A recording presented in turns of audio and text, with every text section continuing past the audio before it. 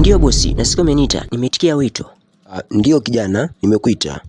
Unavyoniona hapa siku nzima nimekaa nafuatilia rekodi zako na nimebaini kwamba unafanya kazi kwa bidii. Ningependa tu kutaarifu kwamba kuanzia leo na kuendelea umepandishwa cheo. Na baada ya kukufikishia habari hii, nitatenga muda maalum ili nipate kuongea na wafanyakazi wengine. Nachokusihi tu zingatia wajibu wako kama manager niliyekuteua. Fanya kazi kwa bidii kwa sababu nimeamini wewe ndio mfanyakazi bora. Kwa sitegemei kama siku moja utaniangusha. Nachokuomba tu ufanye kazi kwa bidii. Hata kama nikiwa nimetoka, wewe ndio utakuwa in charge kwenye kampuni yetu, kwa sababu wewe kuanzia leo na kuendelea kama nilivyokuambia, wewe ndio utakuwa manager mkuu. Asante sana bosi, napenda kuchukua fursa hii na nafasi kama hii kukushukuru kwa nafasi ulionipa na cheo ulichonipa, na kuahidi tu kwamba nitafanya kazi kwa bidii na wala hautasikia vurugu wala uharibifu wa mali yoyote ile. Nimefurahi kusikia hivyo. Unaweza ukaenda sasa kuendelea na majukumu mengine ya kikazi zaidi. Few moments later. Kwanza ongera kwangu mwenyewe. Asante Mungu na bidii zangu. Bison, karibu tusherekee pamoja.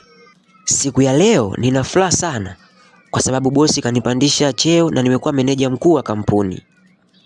Ongera, na pia nimefurahi kusikia hivyo. Lakini Tony, wewe umefanya nini maalum? Mi hapa nimekaa miaka 3 sasa, lakini wewe umeingia miezi 6 tu. Leo hii umekuwa meneja wa kampuni. Hivi inaingia akilini kweli? Calm down my friend.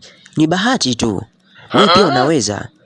Ni kuwa mwaminifu, kufanya kazi kwa bidii, na pia nitakusaidia kuandaa hata ripoti yako ya wiki ijayo. Hayo ni yako na wala mimi sihitaji msaada wako. Wivu huu unaniumiza, lakini sitaacha hivi. Nitafanya kitu kwa Tony. A few moments later. Bosi, nimemwona Tony anachukua faili za wateja bila ruhusa. Anaweza kuharibu sifa ya kampuni. Nitachunguza pia. Asante kwa taarifa. 2 hours later.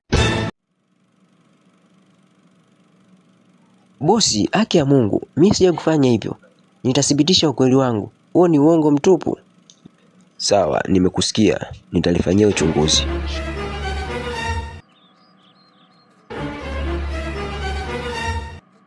Sasa atajua maumivu ya kupoteza, maana najua nishamchomesha kwa bosi. Acha pambane na hali yake. Lakini kwa nini naumia moyoni? Huyu ni rafiki yangu kabisa. Itakuwa nilimkosea tu.